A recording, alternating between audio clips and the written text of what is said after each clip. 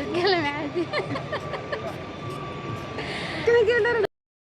السلام عليكم، ازيكم يا جماعة؟ يا رب تكونوا بخير وصحة وعافية. رجعت لكم تاني بفيديو جديد، والفيديو ده يا جماعة كنا ماشيين مهرجان التراث السوداني بأسوان النسخة الثانية.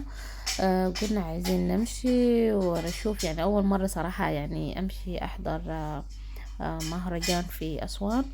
وبيقولوا إن المهرجان ده فيه اكسسوارات ومفروشات ومشاغل يدوية وكريمات وكل أنواع العطور السودانية وكل أنواع البخور. نمشي ونشوف. يعني هنا وطيت الصوت خالص عشان كان صوت الشارع مزعج شديد.